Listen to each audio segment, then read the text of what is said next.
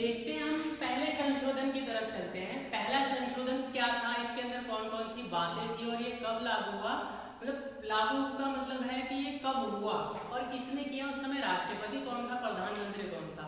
अक्सर government job या फिर जितनी भी जॉब है ऐसे सवाल आते रहते हैं। चलिए हम पहले संशोधन की तरफ चलते हैं। तो पहला संशोधन को इंग्लिश में अमेंडमेंट कहा जाता है और हम कभी भी संशोधन कहते हैं तो हम संविधान संशोधन कहा जाता है। तो जो पहला संविधान संशोधन है वो हुआ था 1951 में। पहले आपको थोड़ी बेसिक जानकारी दे दूं इसके बारे में। पहला संविधान संशोधन 1951 में हुआ था। उस समय हमारे राष्ट्रपति जो थे वो भारत के प्रथम राष्ट्रपति ही थे, जिनका नाम है डॉक्टर राजेंद्र प्रसाद। और उस समय हम सभी जानते हैं कि हमारे प्रथम प्रधानमंत्री पंडित जवाहरलाल नेहरू थे। तो पंडित जवाहरलाल नेहरू हो गए प्रधानमंत्री और राष्ट्रपति कौन हो गए, डॉक्टर राजेंद्र प्रसाद। और संविधान संशोधन कौन सा हो गया, पहला संविधान संशोधन कौन से सन में हुआ, 1951। ठीक है, 1951 में पहला संविधान संशोधन हुआ। प्रधानमंत्री जवाहरलाल नेहरू थे और राष्ट्रपति डॉक्टर राजेंद्र प्रसाद। और ये इस संविधान संशोधन को मुख्यतः प्रधानमंत्री जवाहरलाल नेहरू ने ही पेश किया था। चलिए अब हम जानते हैं इस संशोधन के अंदर मेन बातें क्या थी। तो जैसे कि आप यहाँ पर देख सकते हैं, पहला संविधान संशोधन उद्देश्य, इस संशोधन का जो मेन उद्देश्य था वो था भूमि सुधार से संबंधित जो भी सुधार है उनको लागू करना। हमने जाना जब भी ब्रिटिश लोगों ने हमको गुलाम बना रखा था, हम लोग उनके नीचे अधीन काम कर रहे थे, तो उन्होंने हमको गुलाम बनाया हुआ था, वही हम पर राज कर रहे थे, वही हमारे माई बाप बने हुए थे उस समय। तो हमारे साथ जैसी मर्जी वो प्रताड़ना, हम काफी प्रताड़ना का शिकार थे उस टाइम। तो इन्होंने एक रैयतवाड़ी व्यवस्था इस देश में फैला रखी थी। रैयतवाड़ी या फिर हम उसको कह सकते हैं इस्तेमारी बंदोबस्त। ठीक है, तो जो इस्तेमारी बंदोबस्त था इसमें अंग्रेजों ने ये चाल चल रखी थी कि किसानों को भूमि दे दी गई थी, जो जमींदार थे जमींदारों को ये ड्यूटी सौंप दी गई थी कि देखो तुम्हें अपने जितने भी तुम्हारे अंडर में किसान हैं उन किसानों से इतना कर वसूल करना है। अब हमें नहीं पता तुम कहां से लाओगे, जितनी जमीन है उतने में से करो। तो जो ये ब्रिटिश ईस्ट इंडिया के अधिकारी थे कभी कभी जो राजस्व वसूली थी, जो भूमि से निकलने वाला कर था उसको काफी ज्यादा ऊंची कीमत पर रख देते थे।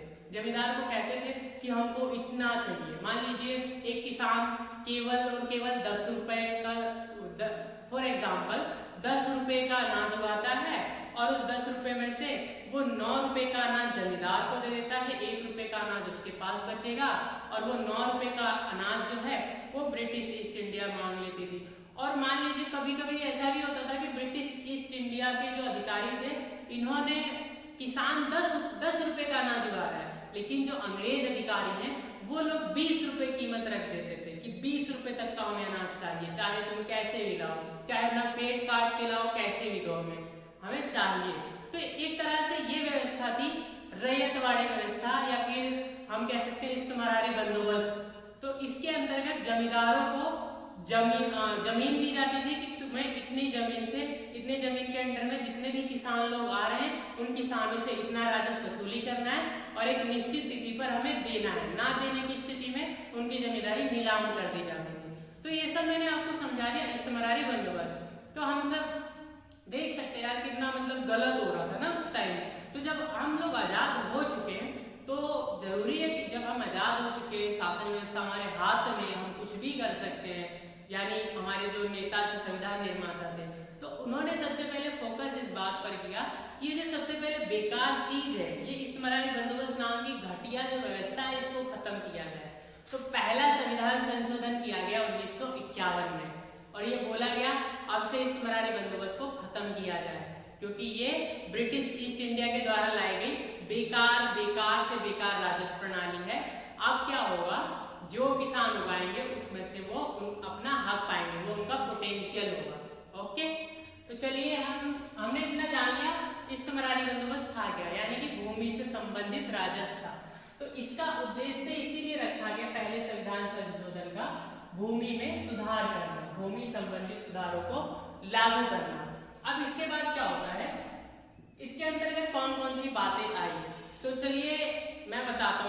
सबसे पहली बात यहाँ पर मैंने लिखी हुई है 9वीं अनुसूची को जोड़ा गया। जब हमारा संविधान बना था 26 नवंबर 1949 को और 26 जनवरी 1950 को लागू हो गया था। उस समय हमारे संविधान में केवल और केवल 8 अनुसूचियां थी। तो 8 अनुसूची थी। जब पहला संविधान संशोधन किया गया 1951 में, उसमें 9वीं अनुसूची को जोड़ा गया। तो ये खास बात थी, 9वीं अनुसूची को जोड़ दिया गया। और उसके बाद दूसरी चीज क्या हुई, अनुच्छेद 31 का ए जोड़ा गया।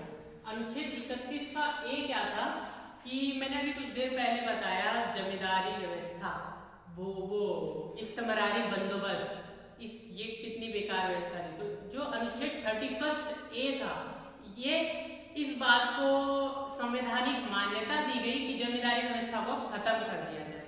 तो अब ये हुआ कि अनुच्छेद 31 का ए ये कहता है कि जमींदारी व्यवस्था को समाप्त करने के लिए, उन्मूलन करने के लिए इसका इस बात को संवैधानिक मान्यता दी जाएगी, यानी कि संवैधानिक तौर पर इसे खत्म किया जाएगा। तो ये बात थी अनुच्छेद 31 ए के अंतर्गत। अब हम जानते हैं अनुच्छेद 31 का बी, उसके अंदर कौन कौन सी बातें थी। देखिए ये लिखा अनुच्छेद 31 का बी भी जोड़ा गया था पहले ही संविधान संशोधन के अंतर्गत। इसमें क्या था, जो 9वीं अनुसूची थी, 9वीं अनुसूची में जितने भी कानून शामिल है उनको, और 9वीं अनुसूची के अंतर्गत जो संशोधन हुआ है उसको न्यायालय में किसी भी आधार पर चुनौती नहीं दी जा सकेगी, क्योंकि इसमें जो भी बातें हैं एकदम क्लियर और सपाट है, बहुत ही मतलब क्लियर बातें थी। और ये इसीलिए ये मतलब व्यवस्था कर दी गई कि न्यायालय में किसी भी आधार पर कोई भी चुनौती नहीं देगा, क्योंकि इससे ये होता संसद का समय बर्बाद जाता, जब जो सत्य को प्रमाण की जरूरत नहीं होती। तो इसीलिए ये जो चीज सत्य है इसको सबूत कर, मतलब इसको प्रमाणित करने के लिए क्या संसद का समय गवाया जाए। तो इसलिए ये कहा जाता है कि अनुच्छेद 31 का बी जोड़ा गया, जिसके अंतर्गत 9वीं अनुसूची में शामिल जो कानून है और संशोधन है उनको किसी भी आधार पर चुनौती नहीं दी जा सकेगी। अब हम आगे देखते हैं, पहला संविधान संशोधन शंकरी प्रसाद बनाम भारत सरकार को, ये जो संविधान संशोधन हुआ था, जो भी संविधान संशोधन होता है तो वासिस में करके होता है, बनाम करके। तो इसीलिए ये कहा जाता है कि जो शंकरी प्रसाद थे उनको और भारत सरकार, इन दोनों के बीच में हुआ था, मतलब थोड़ा मतभेद था। तो इसको संवैधानिक मान्यता प्रदान की गई कि शंकरी प्रसाद कुछ रोड़ा यानी बीच में अड़चन अटका रहे थे कि नहीं भाई तुम ऐसा नहीं कर सकते, लेकिन कोर्ट ने साफ मना कर दिया, क्योंकि उस समय जो मुख्य न्यायाधीश थे वो भारत के प्रधानमंत्री जवाहरलाल नेहरू से अधिक चमत्कारिक नेतृत्व नहीं रखते थे। इसलिए मुख्य न्यायाधीश को भी लगा जो भी माई बाप है वो हमारे प्रधानमंत्री हैं, उनका चमत्कारिक नेतृत्व है, वो कोई भी फैसला गलत नहीं ले सकते। तो उन्होंने शंकरी प्रसाद का मुंह बंद करवाया कि आप चुप रहिए, पहला संविधान संशोधन सही है, जो हो रहा है सही हो रहा है, होने दीजिए। तो हम कह सकते हैं कि जो संवैधानिक संशोधन था इसको शंकरी प्रसाद बनाम भारत सरकार सुप्रीम कोर्ट द्वारा इसे संवैधानिक मान्यता दी गई। अब हम आते हैं अनुच्छेद 13 पर। अनुच्छेद 13 और 368 ये आपस में ही विरोधाभासी हैं, क्योंकि ये कहा जाता है, देखिए यहाँ पे हमारे संविधान के निर्माता थे उनसे थोड़ी सी गलती हुई है। अगर आप ध्यान से इस बात को समझेंगे और जो मैं समझाना चाहता हूँ उस बात को पे थोड़ा विचार करेंगे तो आप ये जानेंगे कि यहाँ पे संविधान निर्माताओं ने थोड़ी सी गलती कर दी। वैसे तो वो बहुत ही अच्छे और काफी बुद्धिशाली व्यक्ति थे, हम कौन होते हैं उनके अंदर गलतियां निकालने वाले। लेकिन यहाँ पे अगर आप देखेंगे, गौर करेंगे तो थोड़ी सी गलती निकलेगी कि अनुच्छेद जो 13 है, देखिए अनुच्छेद 13 और अनुच्छेद 368 ये आपस में विरोधाभासी है, क्योंकि अनुच्छेद 13 में ये बात कही गई है कि जो सरकार है, हमारे जो सरकार है वो मौलिक अधिकारों में कोई भी परिवर्तन नहीं कर सकती, उसमें छेड़छाड़ नहीं कर सकती। लेकिन अनुच्छेद 368 क्या कहता है कि वो परिवर्तन कर सकती है, मतलब जो सरकार है, संसद है, वो परिवर्तन कर सकती है। तो ये जो चीज है अपने आप में ही विरोधाभासी। अनुच्छेद 368 जो है संविधान संशोधन करने की शक्ति प्रदान करता है संसद को, तो इसीलिए ये दोनों चीजें आपस में विरोधाभासी, क्योंकि एक तरफ अनुच्छेद 13 ये बात बोल रहा है कि संविधान संशोधन नहीं हो सकता, अनुच्छेद 368 कह रहा है कि संविधान संशोधन हो सकता है। तो ये चीज आपस में विरोधाभासी है, यहाँ पे गलती हुई है संविधान से। इसके बाद यहाँ देखिए अनुच्छेद 15 में खंड 4 जोड़ा गया। जैसे कि हम जानते हैं 15 का का, 15 का खा, 15 का गा, ऐसे, या फिर 15 का फर्स्ट, 15 का सेकंड, ऐसे अनुच्छेद होते हैं। तो अनुच्छेद 15 में खंड 4 जोड़ा गया। इसके अंतर्गत राज्य को शक्ति दे दी गई कि जो भी पिछड़े वर्ग हैं, पिछड़े वर्गों के लिए विशेष उपबंध बना सके राज्य।